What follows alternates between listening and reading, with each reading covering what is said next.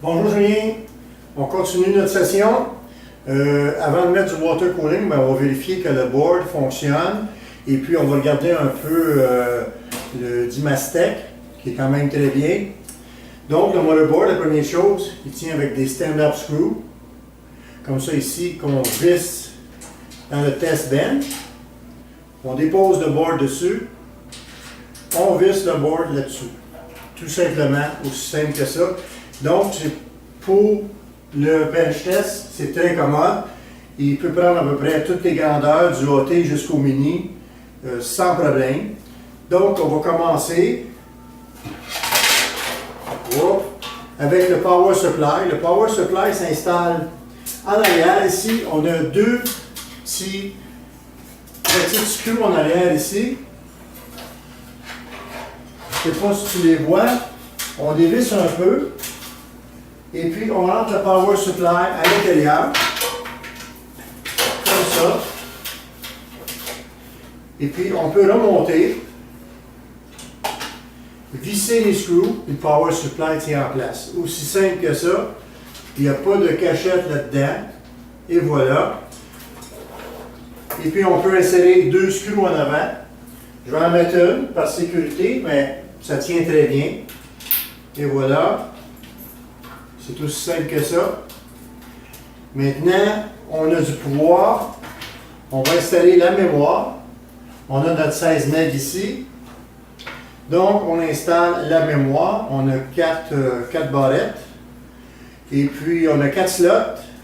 À ce moment-là, les 4, pas de problème. Si on aurait 2, on irait avec les bleus. Parce que ça fonctionne en dual. Et voilà.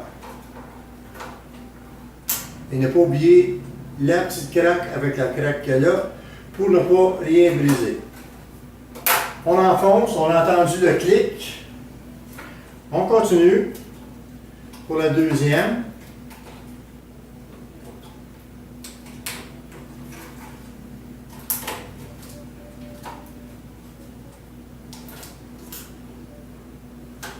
Je me suis trompé de côté et voilà. Et voilà, bien enclenché. La troisième. Et voilà.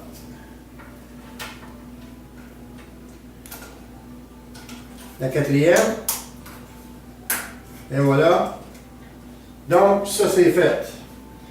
Maintenant, pour insérer la carte graphique, c'est une carte graphique Asus, bien normale, pas trop excentrique. On va l'installer dans sa slot, dans la 16, ici. On va l'installer comme ça. Et puis ça, ben, il y a deux vis en arrière, ça bouge, selon le board, la grandeur de ton board.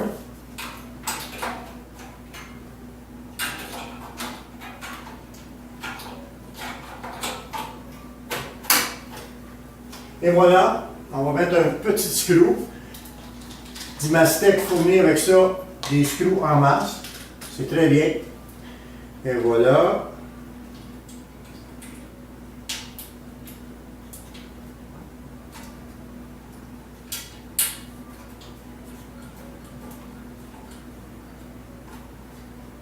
Solide comme de roc, hein?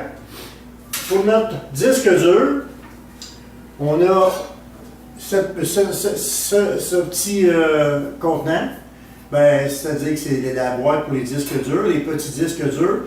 Évidemment, ça prend un adapteur. Je n'ai pas d'adapteur, mais j'en ai pas besoin. Parce que c'est un test bench. Je n'ai pas besoin d'adapteur. Je vais juste le mettre ici, le coller avec du velcro. Parce que ça va se déplacer avec le temps. Je vais changer les choses. Maintenant, on a eu les deux boutons quand on a défait la boîte que je t'avais montré. On a le arrêt départ et puis on a le reset. Je veux dire que c'était pas évident de monter, d'insérer des fils parce que le schéma n'était pas très gros puis il a fallu que j'aie une loupe. Mais je l'ai bien. Donc on va installer le bouton on-off ici. Et voilà, ça va être le premier. Je vais le mettre de côté pour que tu puisses voir un peu plus.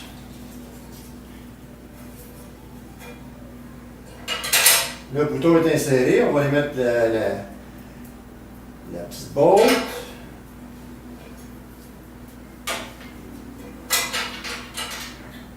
J'espère que tu vois bien.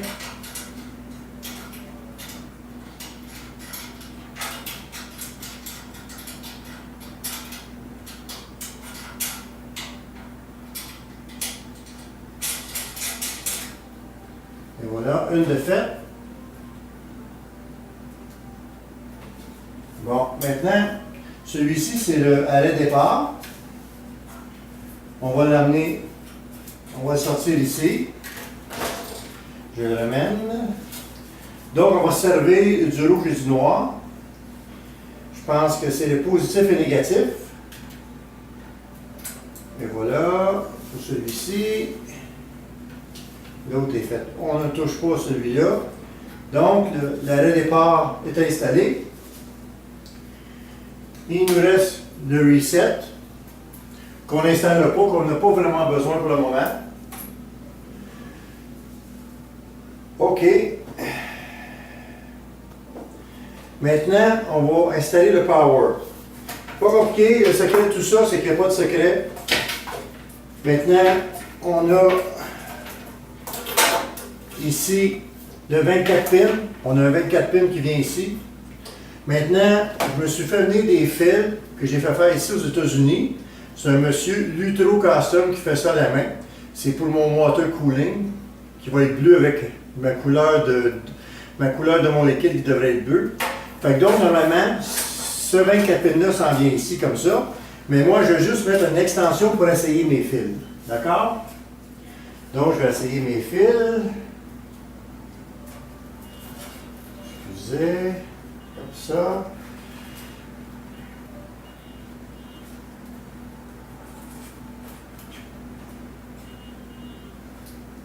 Et voilà.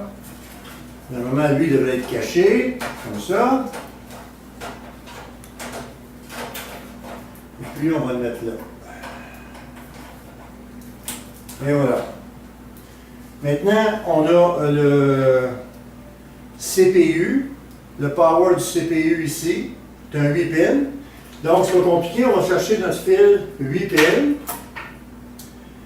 8 pins qui est ici. Et voilà, que je vais sortir ici.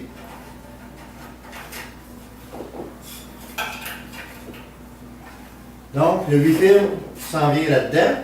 Mais je vais prendre mon extension pour l'essayer. Je vais essayer mes extensions. Donc, je rentre ça. Comme ça. Et puis j'installe le 8 pins ici. Et voilà. Puis on le caché. Et voilà, c'est du beau bleu. Maintenant, on va installer ici, on a l'appareil, on a le DVD, le lecteur DVD, évidemment avec les boîtiers pour installer le DVD. Et puis il va aller en dessous, il va aller le réservoir de water cooling un peu plus tard. Donc, il y a des petits screws avec le même principe que le power supply. Donc, on glisse ça, mais avant, je vais sortir le câble pour le brancher. Donc, lui, ce que j'ai besoin, c'est que j'ai besoin d'un SATA power, qui est ici. On va l'amener et je vais brancher mon DVD, tout simplement.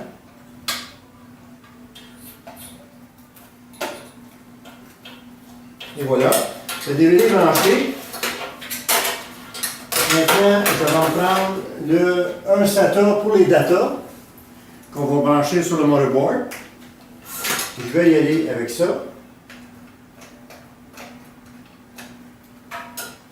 Et voilà. Les deux sont branchés.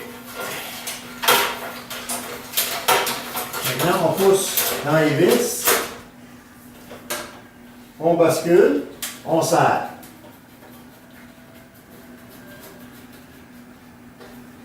Et voilà, je pourrais mettre un petit screw ici par sécurité. On va aller chercher un cam screw par sécurité.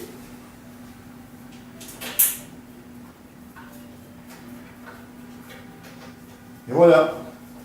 Solide, solide, solide, solide.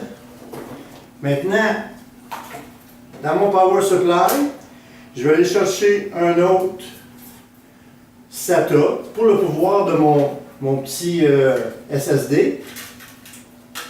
Et voilà, câble SATA que je vais brancher aussi sur mon SSD. Bon. Maintenant, ici, j'ai mon SATA. Le premier SATA que j'ai branché pour le DVD, je vais le mettre sur le 1, sur le SATA 1. Et celui-ci, pour le disque dur, je vais le mettre sur le SATA 0. Je veux que ce soit mon disque dur qui soit le premier. Évidemment, 6 MB. OK, pour ça, on est bon. Brancher le power du power supply. Et voilà, on le met à 0. On met le power. J'ai un tapis spécifique, on va mettre le ground sur la machine. Et puis pour manipuler, vu que maintenant il y a du power, pour être bien sûr qu'on ne pognera pas de statique, parce qu'il y a des tapis dans le salon, j'ai mon bracelet anti-statique. Maintenant, ce qu'on veut, mais que ça parte.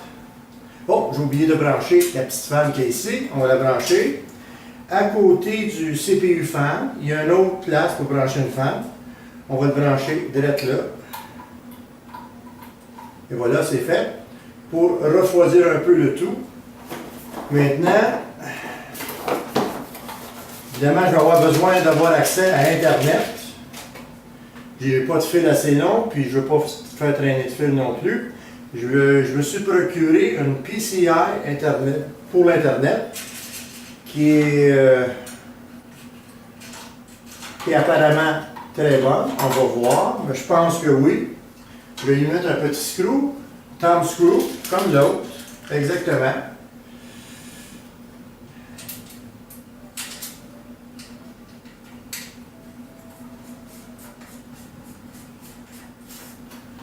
Et voilà. Maintenant, il y a des antennes. On va brancher ça sur la carte Ethernet. Et trois petits fils à brancher. Et ça, voilà, ça s'en vient. Je suis sûr que ça capte très très fort. Ça. Je ne suis même pas inquiet. Et puis, on a trois antennes qui vont venir. On pourrait les mettre en arrière de la carte ou on peut les mettre après le rectangle ici. Que je vais faire de ce pas. Et voilà, une de faite. Voilà la deuxième. Et voilà la troisième. Maintenant, on va se débarrasser de ça.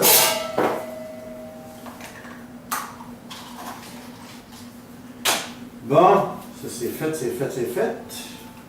Donc, j'ai le power, j'ai ma carte PCI Ethernet, j'ai ma carte graphique, j'ai mon SATA Power sur le SSD et sur le DVD. J'ai le power du CPU. La fan est branchée. Il ne reste plus seulement qu'à, excusez-moi, on va disposer de l'écran.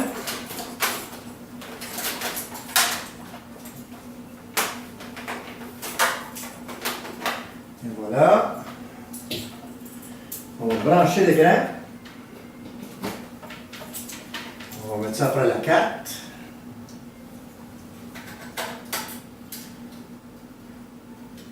Aussi simple que ça, pas compliqué, rien de compliqué là-dedans. Je reviens. Clavier souris.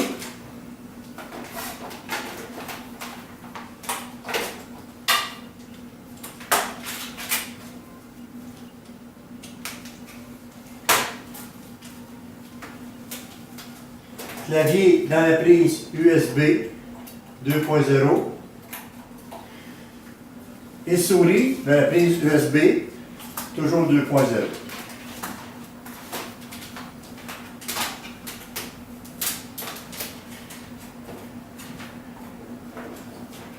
Et voilà, on va brancher ça ici. Allumer l'écran.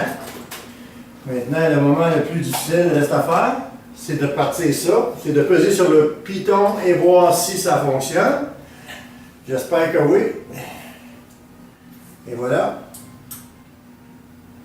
Ah, il faudrait peut-être mettre le power supply à on. Et voilà. Et voilà, c'est parti. La petite fan fonctionne ici. Je ne sais pas si vous voyez. La fan du CPU vient de partir. Qu'est-ce que ça nous donne à l'écran? Et voilà, on est rendu à Windows.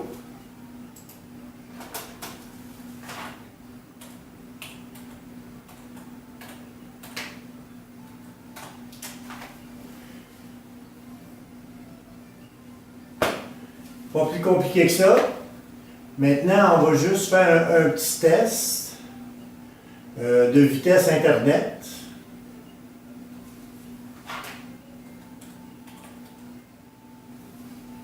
Pour voir si notre carte est bien fonctionnelle. Elle est fonctionnelle parce qu'on est sur Internet, mais à quelle vitesse? Ici, j'ai un forfait de 70 MB. Donc, on va voir à combien ça peut rouler, cette machine-là, cette carte-là. Donc, si ça peut se rendre à 70, ah, mais mon Dieu, c'est excellent. C'est excellent, excellent, excellent. Et puis, le dernier test.